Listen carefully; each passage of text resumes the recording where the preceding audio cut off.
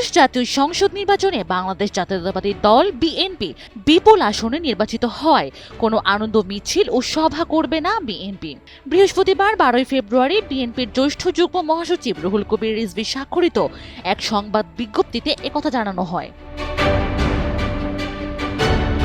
সংবাদ বিজ্ঞপ্তিতে বলা হয়, ত্রয়োদশ জাতীয় সংসদ নির্বাচনে বাংলাদেশ জাতীয়তাবাদী দল বিএনপি বিপুল সংখ্যক আসনে নির্বাচিত হওয়ায় ঢাকা মহানগর সহ দেশব্যাপী বিএনপির পক্ষ থেকে দেশবাসীকে আন্তরিক শুভেচ্ছা ও মোবারকবাদ জানানো হয়েছে।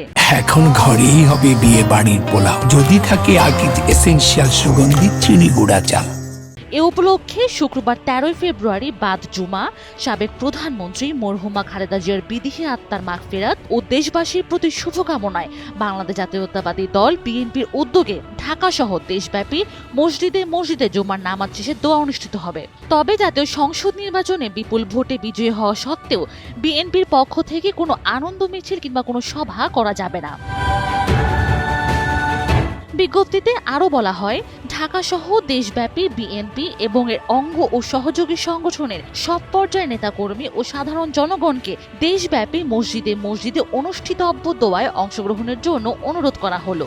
একই সঙ্গে সারা দেশে মন্দির, গির্জা ও প্যাগোডা সহ অন্যান্য উপাসনালয়ে স্ব ধর্মীয় সম্প্রদায়ের মানুষদেরকে সৃষ্টিকর্তার নিকট প্রার্থনা করার জন্য অনুরোধ করা হলো।